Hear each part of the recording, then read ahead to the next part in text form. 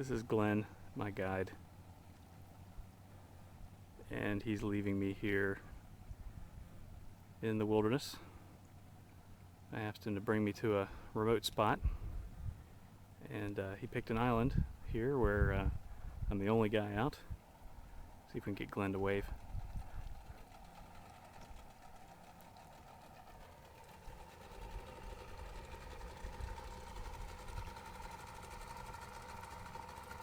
There we go. There goes Glenn. All right.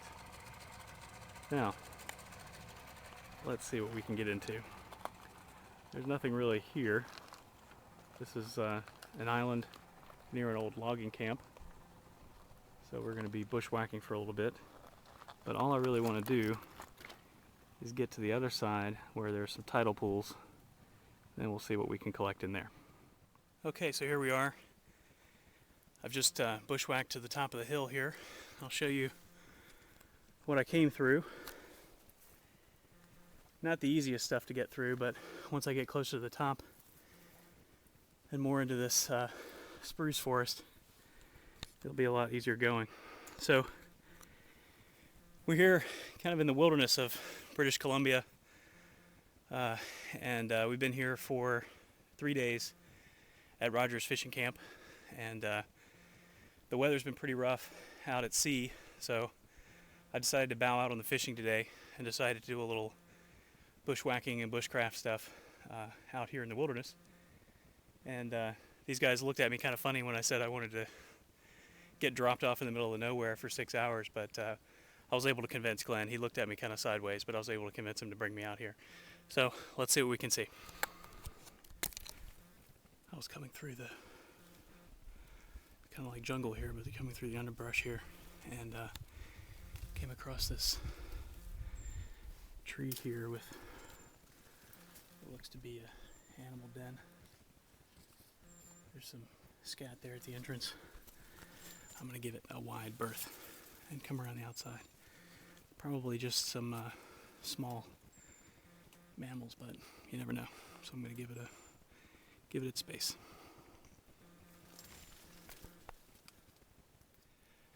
If I'm going to light a fire later to cook my lunch, I'm going to start collecting some tinder.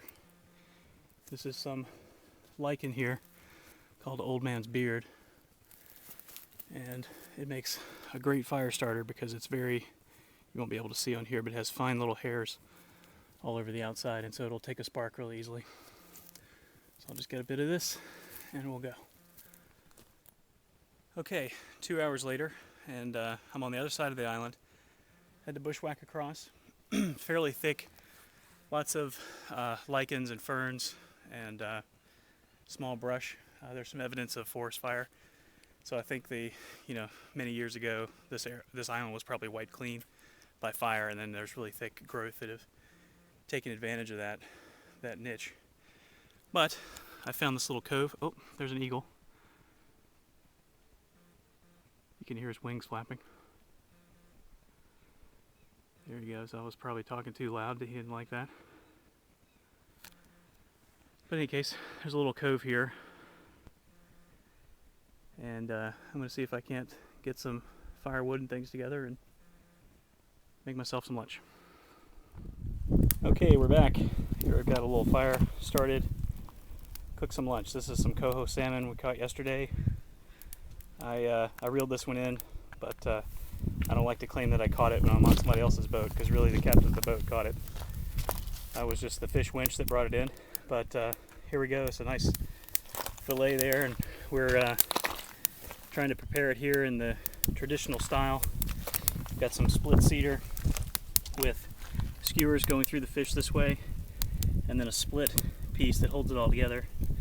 And then I bound it on the top and bottom with some split cedar with these little roots that you can use to wire things together. So we're going to cook this in the traditional style and try not to burn it here. But just keeping a small fire here today because of it's a little windy, and I don't want this thing getting out of hand.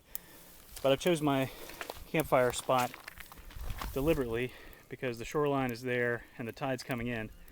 So it's about noon now, and within, I'd say, 2 hours, the water will come up and be as high as all of this area here, and will completely wipe away any sign that I was here.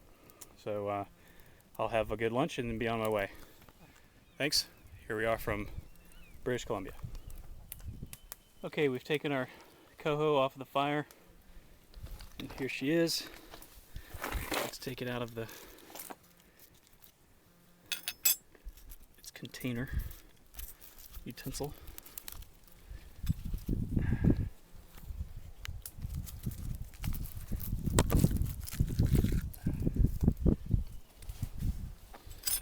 Now, for the test.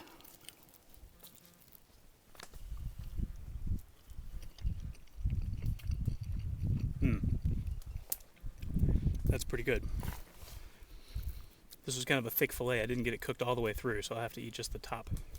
But there's more than enough here. Good lunch. So I'll finish up here, and we'll see what else we can get into.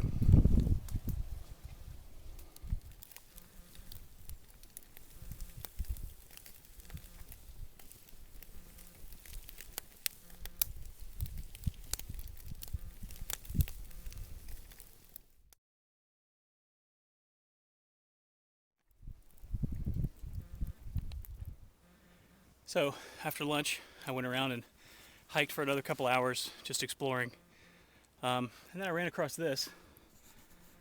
I'm not really sure what to make of this. This is just a pile of clearly man-made materials, I guess. It looks like some split logs, maybe some people splitting boards or shingles off of it, and a little platform there. It could be remnants of an old cabin or an old boat or something, but it's really the only sign of real human activity that I've seen here, aside from picked up an old bottle and saw some old cans around. But pretty much this place has been pretty pristine. Yeah. But you know, aside from these things, it's been pretty much just me in the wilderness out here. It's been pretty nice. But I've got about 1 hour. It's 2 o'clock. Got about an hour until Glenn comes back and picks me up, and so I'm going to make my way to the rendezvous point and see if I can't get some video of him coming in. So I came out at this clearing near the rendezvous point, which is right over there on that little spit of land. And when I came out of this clearing, I sat down because I was going to bring out my camera, take a few pictures before I went across, and all of a sudden I heard this big rustling coming from behind me up in these trees, and 3 bald eagles flew over my head and over to that little spit of land. I didn't have my camera out, unfortunately. There were 2 adults and 1 juvenile, but I'm going to see if I can go get some shots of them.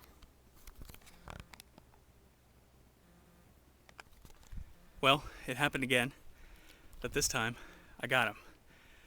I was walking along the edge of the rocks here, and all of a sudden, huge, tremendous crash from behind me. Flap, flap, flap. The big bald eagle came out from only about 6 feet off the ground on his perch there, flew right at me, and then out over the water. And I was ready this time. I had my camera in rapid fire mode and got off some good shots. So, let's wait for a pickup.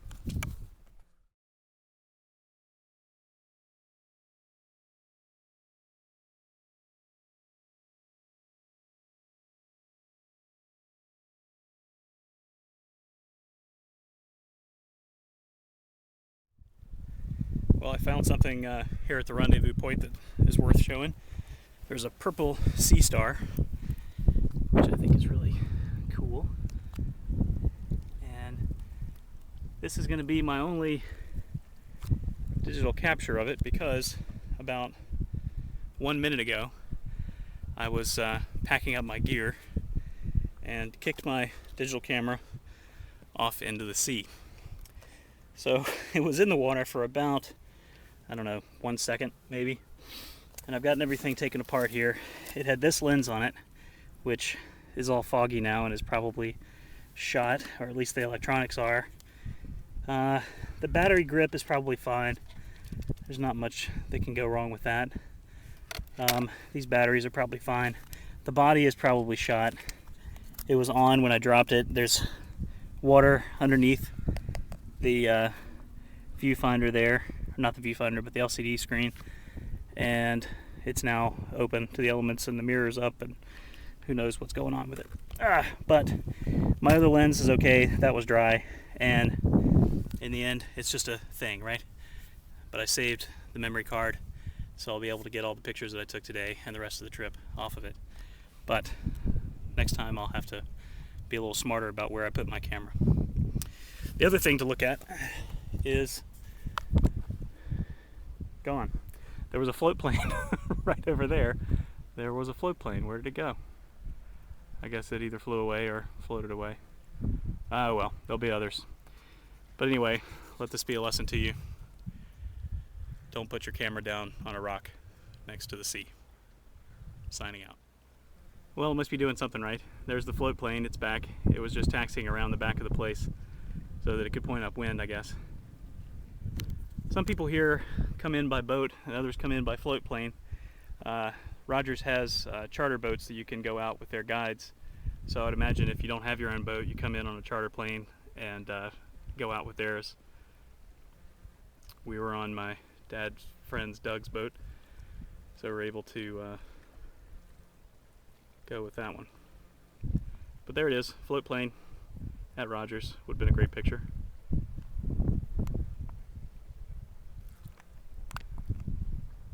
Well, as the adventure continues, here comes Glenn. He's coming to pick me up. Right on time. It's about 10 till 3. He must have seen me sitting out here on the point. So I'm going to pack it in and get everything on the boat and see you later. Glenn, were you worried about me when you dropped me off over there? Well, we've had some people go out and never come back. So you looked at me a little sideways when I told you I wanted to go out there for 5 or 6 hours. So yeah. But all's good. We made it back. I got some great shots of the camp from over there that I'll send you. And probably the first human that's been on that island in years.